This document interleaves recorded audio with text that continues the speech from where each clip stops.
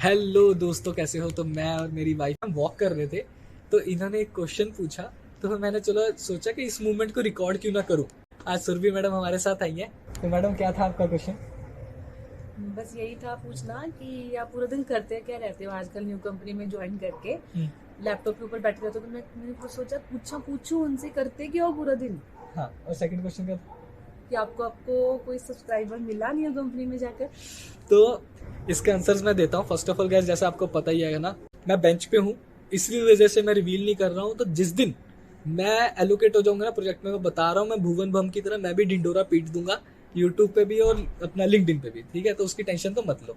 Secondly चीज जो उन्होंने मुझे बोला कि भाई कोई यू सब्सक्राइबर मिला नहीं कि नहीं मिला, उसका एक बहुत अच्छा एक्सपीरियंस मेरे साथ हुए हैं। तो मैं सोचा आपके साथ वो शेयर करता हूँ और इनको भी बताता हूँ। ओके, जिसके अंदर मैं शेयर करने वाला हूँ। फर्स्ट वो इंसिडेंट होगा जब हम मुंबई गए थे और मेरे पास फाइनेंस हेड आए थे और उन्होंने आके बोला था कि आई वॉच योर वीडियोस। और उस टाइम पे लाइक मेरा मुझे मिनी हार्ट अटैक आ गया था कि क्योंकि उस टाइम पे मून लाइटिंग का कंसेप्ट बहुत ज्यादा वो हो गया था वायरल। तो मुझे ये टेंशन हो गया था कभी मेरे फाइनेंस हेड आके ये ना बोले कि भाई क्या चल रहा है तुम्हारा यूट्यूब पे, क्योंकि उस समय 42,000 प्लस हो गए थे, तब की बात है। सेकंड, मेरे साथ एक केस हुआ कि जब मेरे पास कुछ महीने पहले एक रिक्रूटर आया था और मुझे लगा था वो शायद मुझे जॉब ऑफर करने वाला है, बट उसने बोला था कि I am your biggest fan. फिर वो जब लड़की आई थी मेरे पास, तो उसने मुझे क्या बोला था कि मुझे 2 साल का एक्सपीरियंस हो गया है रिक्रूटमेंट टीम में, ऑनबोर्डिंग टीम में, और अभी मैं एमबीए कर रही हूँ एचआर में। और मुझे अपना एक ब्रिटिश एयरलाइन से ऑफर आया जो मुझे ऑपरेशंस वाली काम दे रहे हैं, जिसके अंदर एक्सेल के ऊपर ज्यादा काम है, एडवांस एक्सेल के ऊपर। और वहां पे लाइक बिलिंग का कंसेप्ट और ये सब देखना है। तो मैंने बोलते हुए मैं क्या करूं, इसमें जाऊं कि ना जाऊं। तो फिर उसके साथ लंबा डिस्कशन करने से मुझे ये समझा कि अगर उसको रिस्क लेना है, उसको रिस्क क्यों लेना था, बिकॉज उसको सैलरी बढ़ानी थी। उसके रिक्रूटमेंट में इसमें ज्यादा पैसा नहीं था। She was earning 20 to 25,000 in hand, और वहां से ब्रिटिश टेलीकॉम से जो ऑफर आया था वहां पे उसको 35,000 का इन हैंड ऑफर आया था। ओके, 40 के आसपास बन रहा था, 35 इन हैंड बन रहा था। तो वो सोच रही थी कि यार मतलब मैं स्विच मारूं कि ना मारूं, क्योंकि वैसे अभी देखो सब कुछ खत्म हो चुका है, वर्क फ्रॉम होम, सब जगह ऑफिस जाना ही पड़ रहा है। तो जब ऑफिस जाना पड़ रहा है, एक्सपेंसेस बढ़ गए हैं लोगों के, तो फिर वो बंदा सोचता है ना सैलरी भी तो बढ़े। तो वो एक उसका पर्सपेक्टिव था। फिर उसको मैंने गाइड किया। अगर आप सुनना चाहते हो सुन सकते हो, नहीं तो आप स्किप मार सकते हो, बट सुन लो ध्यान से, अच्छा रहेगा आपके लिए भी। ओके, तो उसने को मैंने क्या गाइड किया कि भाई देख, तू रिक्रूटमेंट कर चुकी, तेरे पास एक्सपीरियंस है, एमबीए कर रही है एचआर के अंदर, ठीक है। अभी तू किस में करियर बनाना चाहती है? तुझे अपना करियर अकाउंटिंग में बनाना है, तो तू ब्रिटिश एयरलाइंस में जाओ बिंदास। अगर तुमको अपना करियर एचआर के अंदर बनाना है तो आइडियली तुमको एमबीए कंप्लीट करनी चाहिए। बट एक चीज है जिसके अंदर तुम रिस्क भी ले सकते हो। आगे क्या होगा पता नहीं। वो रिस्क ये है कि भाई तुम पहले चले जाओ, सैलरी बढ़ा लो अकाउंटिंग का। तो उससे क्या होगा, तुम्हारे पास रिक्रूटमेंट का नॉलेज है, थोड़ा सा अकाउंटिंग का भी नॉलेज आ जाएगा। एक साल बाद तुम्हारी एमबीए खत्म हो जाएगी। तब उस टाइम पे एमबीए खत्म होने के बाद तुम एक डिसीजन ले सकते हो कि भाई मुझे अकाउंटिंग में ही रहना है या एमबीए में कंटिन्यू करना है। क्योंकि जब तुम नेक्स्ट स्विच मारोगे तुम अपनी एमबीए की डिग्री के बेसिस पे मारोगे यार। सिंपल सा फंडा, राइट? तो तुम ये देख लो, तुमको अभी रिस्क लेना है या फिर तुमको कंफर्ट जोन में रहना है। कंफर्ट जोन मतलब कि तुमको नहीं भाई पहले एमबीए करेंगे शांति से इसी कंपनी में, क्योंकि नेक्स्ट कंपनी में जाएंगे तो उधर पढ़ने का टाइम मिलेगा कि नहीं मिलेगा, बहुत सारी चीजें हो जाती है।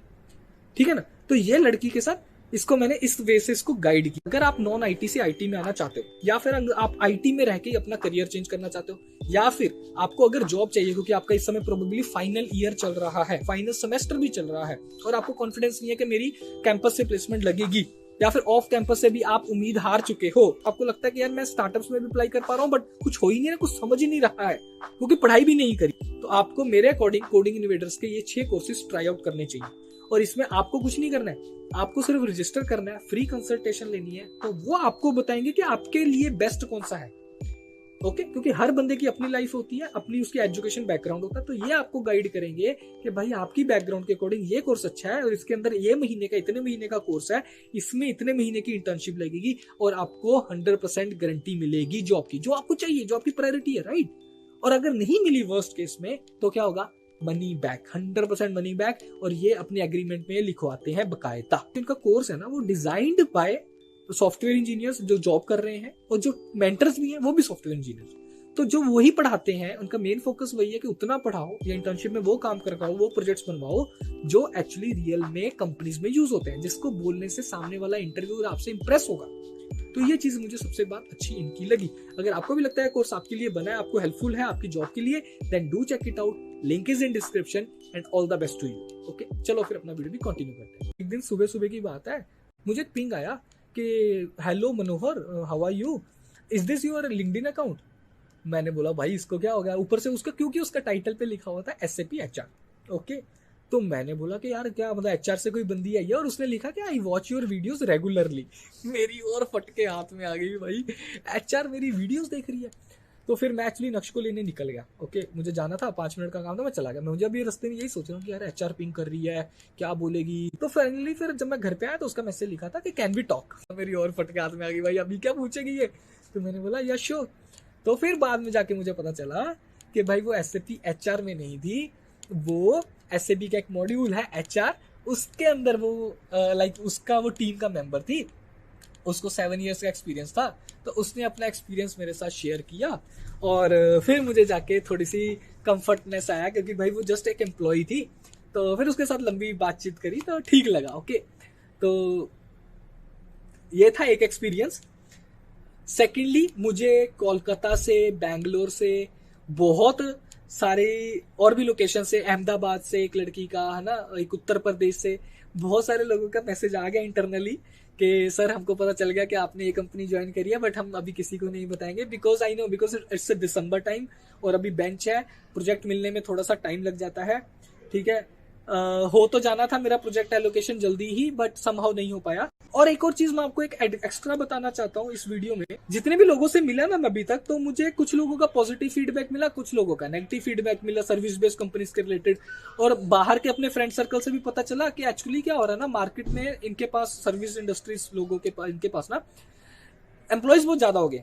ओके, तो अभी ये हरकत जानबूझ के ऐसी कर रहे हैं कि एम्प्लॉय खुद रिजाइन डाले because of work from home. मतलब ये अभी फोर्स कर रहे हैं कि भाई ऑफिस आओ, जरूरत नहीं है, काम हो रहा है, बस कंपनी का भाई बहाना कि भाई कंपनी ने रूल निकाला है। क्योंकि आज ही मुझे एक बंदे का मैसेज है, उसने मुझे बोला कि मैंने HR ज्वाइन करने से पहले ना HR से ईमेल पे अप्रूवल लिया था कि भाई वर्क फ्रॉम होम है आपका। उसकी रीजन थे, उसने दिए थे, उसको मिला भी था। अभी जिस प्रोजेक्ट में डाल रहे हैं तो उसमें बोल रहा है कि भाई वर्क फ्रॉम होम नहीं मिलेगा। तो मैं वही पहले दिन से बोलता आ रहा हूँ कि भाई कंपनी बोल देती है वर्क फ्रॉम होम है, बट आइडली कभी भी ये मूवमेंट में चेंज हो सकता है, क्योंकि उनके पास एक ही ऑप्शन है, भाई तुमको जाना जाओ, क्योंकि उनके पास बेंच पे ऑलरेडी बहुत लोग पड़े हैं और वो कभी भी किसी को उठा के काम करवा लेंगे। ठीक है ना, तो ये चल रहा है आजकल स्कैम के। मुझे ऐसा फील होता है कि कंपनी जबरदस्ती आपसे मतलब चाहती है कि आप खुद ही रिजाइन डालो। और अभी आपने आज देख लिया होगा FIS ग्लोबल और ओयो में बहुत सारा मास ले ऑफ हुआ है। ठीक है, तो मैं यही बोलूंगा कि जहां पे हो बैठे रहो, मेरे जैसा रिस्क मत लो, क्योंकि मैंने भी जो रिस्क लिया है वो एक बैकअप प्लान के थ्रू ही लिया है। ठीक है ना, क्योंकि मुझे पता है अगर कल को मेरे साथ कुछ भी बुरा होगा तो 10 लोगों के मुंह खुल जाएंगे और वो कुछ भी कमेंट करेंगे। ठीक है ना, बट ठीक है, सबकी अपनी अपनी किस्मत होती है। अगर आप देखोगे तो ओयो में जो बहुत सारे लोग हुए हैं जिनका ले ऑफ हुआ, वो IIT से पढ़े लिखे थे।